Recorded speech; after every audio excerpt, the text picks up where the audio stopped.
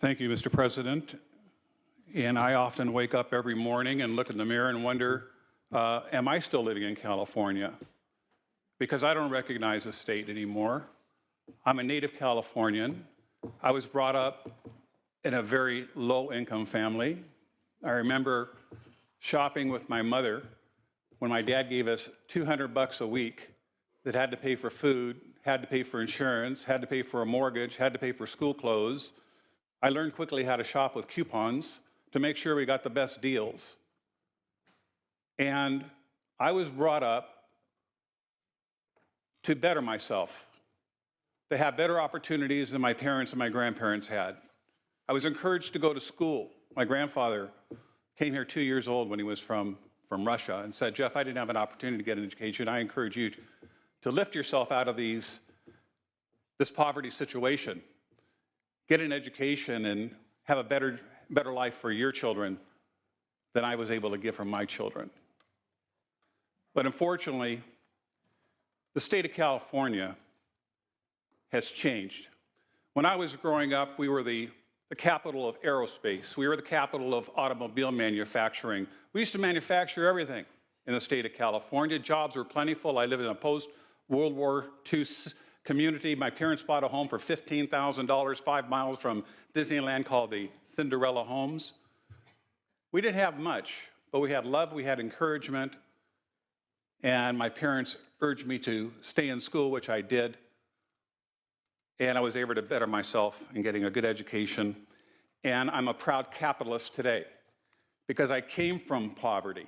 I educated myself, and I opened 6 drugstores, and I opened a respiratory company, I opened a shipping company, and I created hundreds of jobs for people in my community. In fact, I still employ a lot of people in my community. And I needed those minimum wage jobs so that I could deliver pharmaceuticals to senior citizens at home without giving them a delivery charge. I had to pay maintenance people to come in and clean the pharmacy up every single day. But my heavens, how things have changed. We talk about the high cost of housing in the state of California. How's that happened? Well, look at all the fees and all the regulations that we've placed on home builders. It was this legislature that was responsible for stealing redevelopment funds. 20% set aside, to remember what that was used for? To provide low to moderate income housing for people in the state of California. We are to blame for that higher housing cost. We and we alone in the state of California.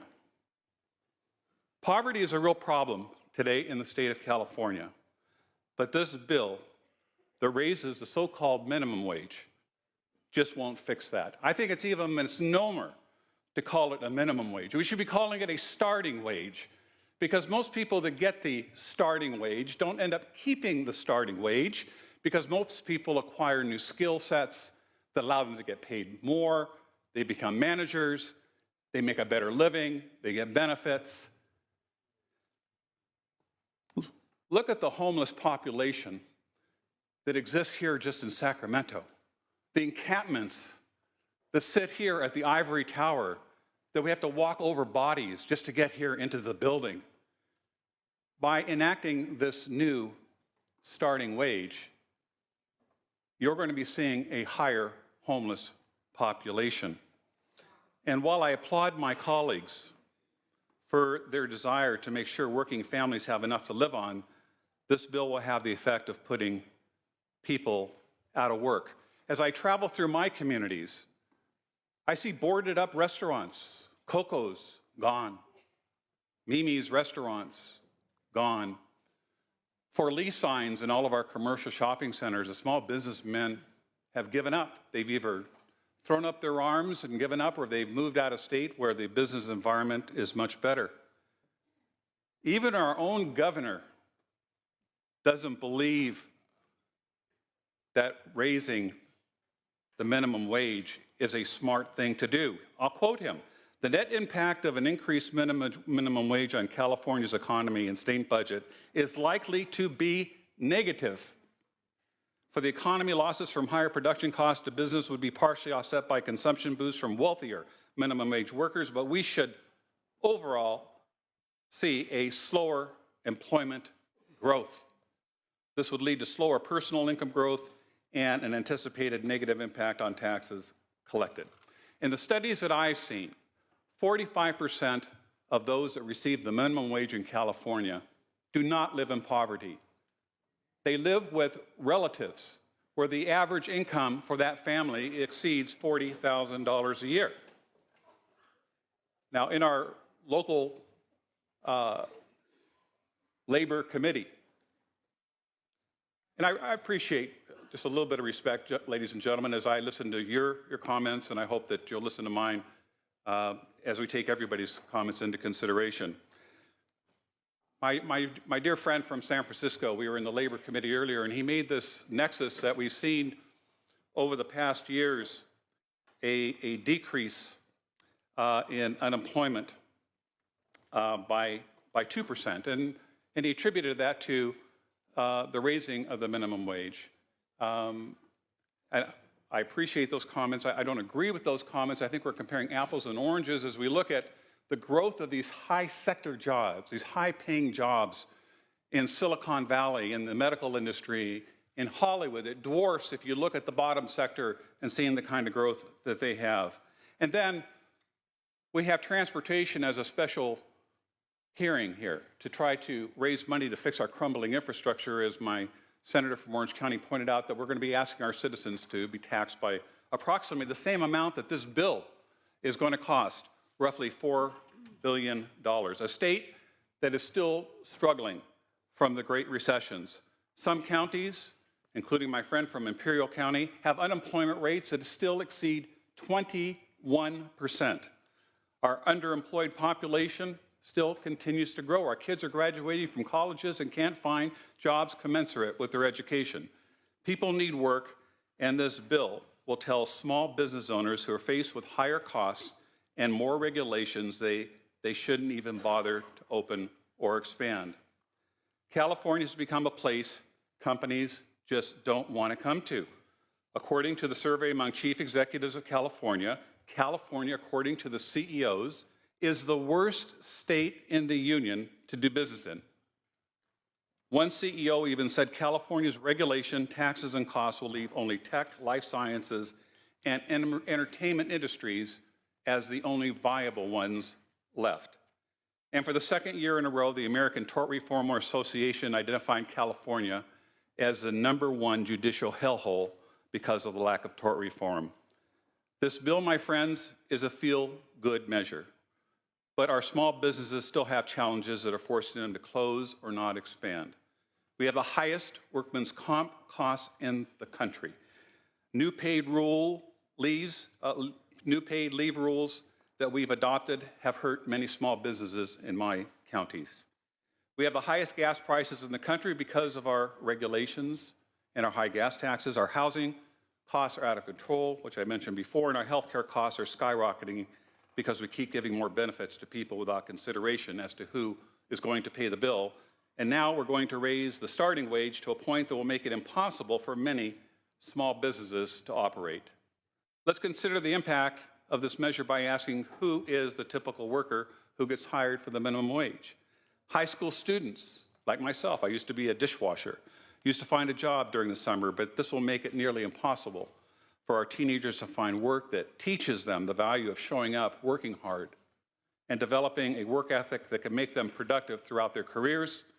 Senior citizens who need to supplement their income, they're living longer than they expected to, aren't going to be able to find jobs because small businesses won't be able to afford them. And single parents, these are the ones that really do need the help. Living paycheck to paycheck, 7.2% of all the people making the minimum wage won't be able to find jobs because companies won't be able to afford them. California's success was built on a strong middle class, but we're squeezing them out of existence.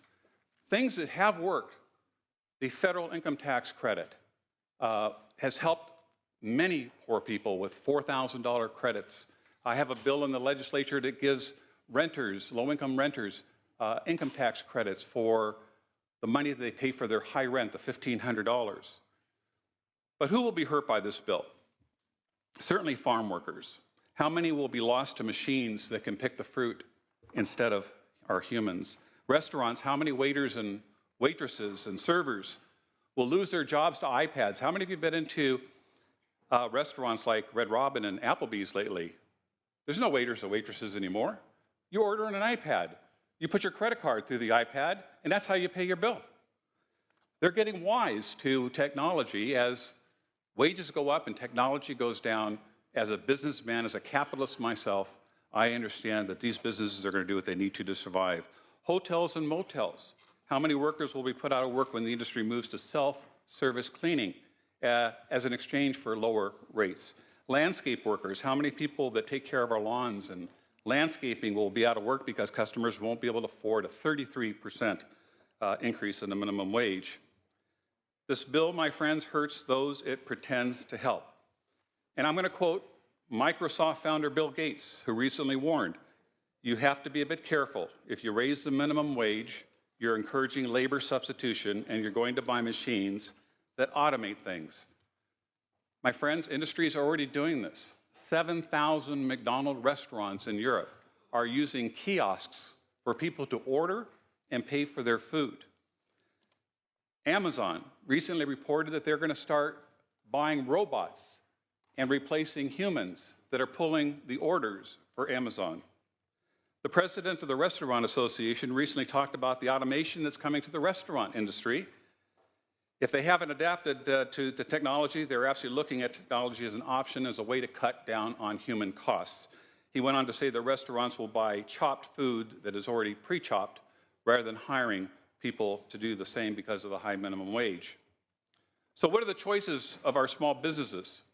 Many of those businesses that employ minimum wage workers have extremely tight margins, a very delicate balance. They can cut the hours of their employees, they can eliminate jobs, they can raise prices, they can stop plans to expand or hire more people, or worse, they could just move out of state and open up in other states or other countries. This legislature has always been big on studies. Why don't we listen to the experts when it comes to the minimum wage? According to the University of New Hampshire Survey Center, 72% of U.S. economists oppose a $15 minimum wage. 5 out of 6 economists have said the wage level will negatively affect teenage employment. 2/3 said the minimum wage of $15 would make it more difficult for small businesses to stay in business. MIT and Texas A&M studies showed that increasing the minimum wage actually reduces the number of jobs. Higher minimum wages lead to lower rates of job growth. A San Diego State University study found that the minimum wage increases are likely to hurt low-skilled workers as the increases eliminate those jobs first. And lastly, the bill will have real impacts on our state budget because of labor contracts, exempt workers that would see their wages go from $20 to $30 an hour, not to mention the compaction levels that this will create amongst our 360,000 employees. We just made IHSS employees whole on cutbacks from prior years, and this bill will require more money to be spent by state government. According to the Department of Finance, they estimated at least $3.6 billion and $400 more for Medi-Cal costs, which are not identified, added the cost to further increase the pay to IHSS workers, the DD services workers, child care and preschool workers, seasonal fire workers. The question that I've asked is, how are we going to pay this $4 billion price tag? Will it come from transportation? Will it come from public safety? Will it come from the DD community that always seems to get the short end of the stick? Or is this legislature going to do what it's done in the past and basically said, let's just increase taxes on our citizens? Members, colleagues, this is a piece of feel-good legislation, but it's wrong, it isn't right, it will put people out of work, and it will keep people from even entering the workforce. Please show some common sense and vote no on this bill that will keep people from finding a paying job in our wonderful state. Thank you for the opportunity. I urge you to vote no. Thank you, Senator Stone. Senator Jackson.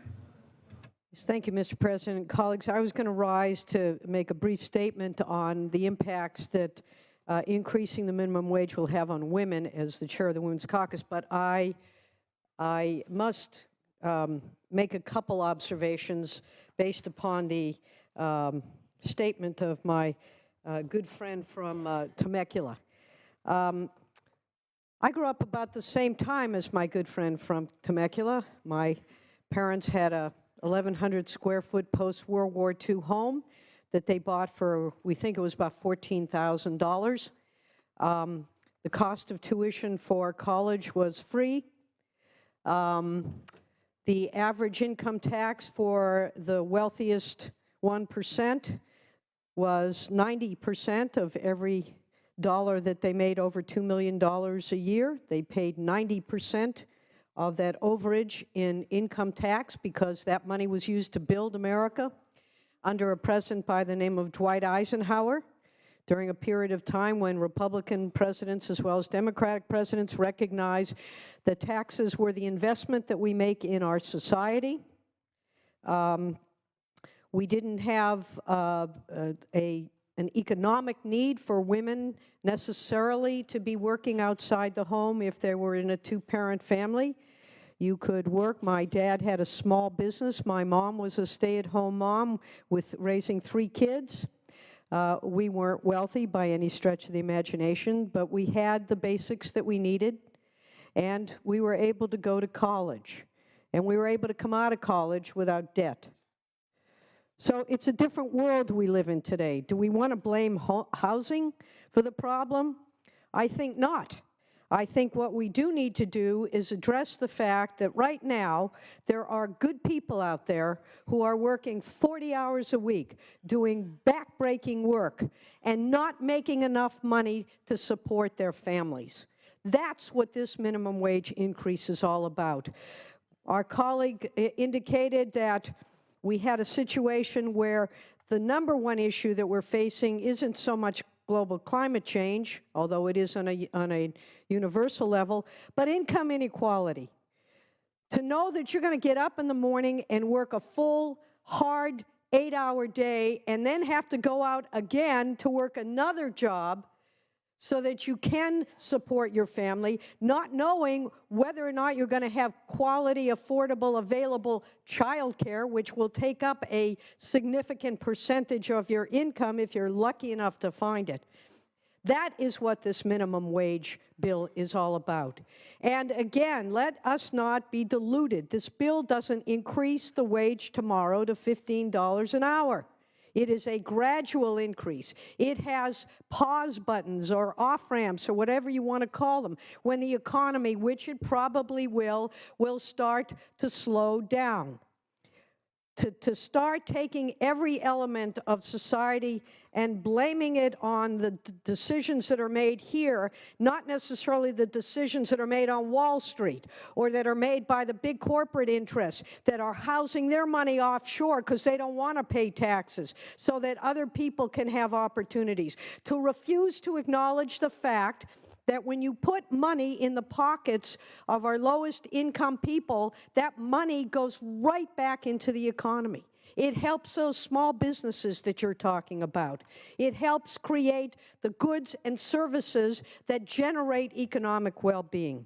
So I would like to respectfully say that I completely disagree with the analysis given by my good colleague from Temecula. And I stand here as someone who grew up in similar cultural circumstances in a similar time frame with similar parental values that I bring today to this floor. We have not all been so fortunate. I look at people who are in-home service workers, who do the back-breaking work of taking care of others who they literally have to lift in order to help them bathe. I look at the farm workers who break their backs in the field every day, picking the food and the vegetables that we eat. I look at the fact that they don't have enough. I look at the fact that 64% of minimum wage workers today are women. That increasingly women are the economic backbone for their families, where 70% of mothers work today, and that more than 40% of mothers are the sole and primary breadwinners for their family, earning at least half of their family's income, and an additional 22% are co-breadwinners. Their money, their income is critical for a family to meet its basic human necessities for themselves and their children. This wage increase will begin to ensure the economic security for California's women and their families, and will make a stronger California. It will benefit all communities, including men, children, and families who count on this income to meet those basic necessities of life. And it should be noted that this compromise also provides 3 days of much-needed sick pay for those IHSS workers, the overwhelming majority of whom, by the way, also happen to be women. This is a measure that is long overdue. It is cautious, it is moderate, it is necessary. The sky will not fall, but people will be able to have their heads lifted high when they come home to their families, knowing they will be able to provide for them. And with that, I would urge your aye vote. Thank you, Senator Jackson. Senator Anderson.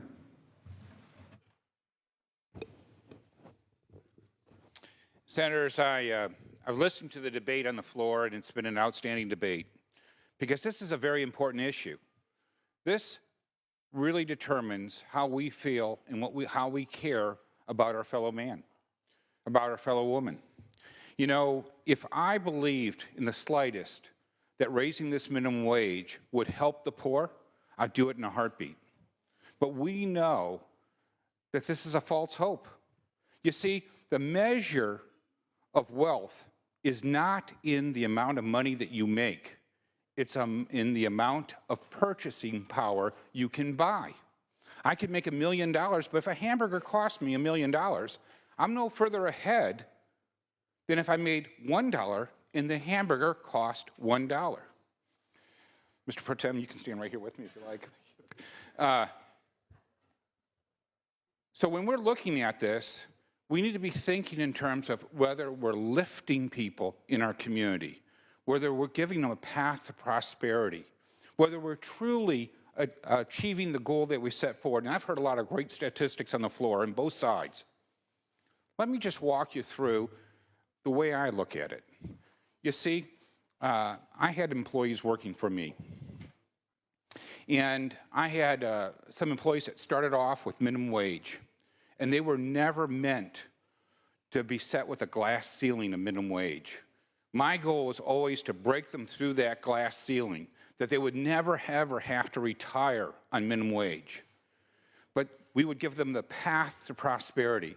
So you may be hired as a receptionist working for me, and you may start at minimum wage, because it took me 5 minutes to train you to be a receptionist. You answer the phone and you write down the message accurately. But then I would encourage you to go back and perhaps to learn to type. So now you could be a secretary and you could make more than minimum wage, in fact, double minimum wage. And if you did that job well, I'd encourage you to go back and get a community college degree, and I'd make you a foreman or a manager. And then you make double or triple what the typist could make. And then I'd encourage you to go back and gain additional skills so that you could be a general manager and make 6 or 8 or 10 times as much as that entry-level employee. You see, my goal was to lift people. It wasn't to hold them down. It wasn't to feed them a placebo and pretend that I was helping them. You see, if my buying power doesn't increase, then it's not really a wage hike. I've not gained anything more. I'm simply on a treadmill running fast, thinking I'm getting further ahead, but never moving anywhere. That's unfair to entry-level workers. That's unfair to our fellow Californians. You see, I believe that we should be holding the UC system accountable. We just had an audit report last week that said that they were giving priority treatment to students with lesser grades from out of state because they were so greedy they wanted that out-of-state pay. So that our kids in our community wouldn't have access to the schools that our taxes paid for. It's outrageous to me that we're not focused more on vocational education and the UC and the CSU system giving people a path to prosperity. To turn around and to give them false hope and feed them a placebo and say, oh, we're doing wonderful things, and oh, by the way, next week when you can't buy a hamburger or any more hamburgers than the hamburgers that you're purchasing today, because we know that in most products and services, 80% of the cost of that product or service, in most, as a general rule, is labor. And by artificially increasing the cost of that labor, they're no further ahead. They're simply on a treadmill, running faster and faster, never getting ahead. And yet, we're giving them that false hope. We're saying to them that we're lifting you and we're giving you a path. Yet the people, the greedy people in the UC system that are withholding slots from our children, not giving them access to the education that will lead to a world-class career and job, is absolutely outrageous to me. Look, I want to work across party lines. I want to lift people. I don't think that anybody should have to live in poverty in this day and age in California or anywhere in the United States. But let's go at the real crux of it. Let's help people become the best they can be. Let's not put a false ceiling on them and say, oh, we're going to raise minimum wage again in a few years to $20 an hour because we want you to retire on it. I don't want anybody retiring on it. And I get it that some people have to earn minimum wage because they don't have the skill sets, but I want to change their skill sets because I believe in them. I believe they're worth more than that. And while they have a great pride on that minimum job, that entry-level job, I admire them for the pride in work. But you know what gives them more pride? It's the pride that comes for providing from your family. That's the greatest pride anybody can have, is being able to provide for your family. And when you give them false hope, and when you steal their future by simply raising their wage but not giving them earning potential that leads to buying potential, then you've stolen from them. Now, let's go one step further. So who else gets hurt by this? The middle class. You see, that person that started, who went back to school, learned to type, got their associate's degree, got their bachelor's degree, is now the general manager, who's worked their way up over the last 15 years, working extra hours on Saturdays and Sundays to ensure that they got promoted. Their buying power's decreased because the cost of hamburgers, the cost of everything around them, has now been raised through inflation. So we've brought them closer to the bottom. We have not increased the bottom in any way, shape, or form. And who gains? The uber rich. This is a bill for the uber rich. They're the only ones because you know what? No one's going to rise up and hold them accountable. No one's going to rise up and be angry because, after all, we fed them a placebo by giving them a false hope, by keeping them on a treadmill instead of getting them off the treadmill and giving them a path to prosperity. So I also look at it and I think, well, maybe this does help them. Let's say that it does help them. What about our seniors who are on fixed incomes? What about anybody who's on a fixed income? Because this is an inflation driver. And if my goal was to help people retire on minimum wage, I would vote for this in a heartbeat.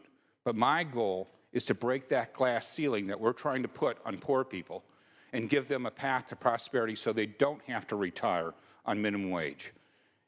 I want to give them the block grants necessary to get the vocational skills that make the work they do worth more. I want to give them the education path, and I'm not going to allow greedy UC regions to bring students from out of state so they can collect extra monies as opposed to putting our kids, our constituents' children, giving them first priority on our tax dollars and giving them a world-class education.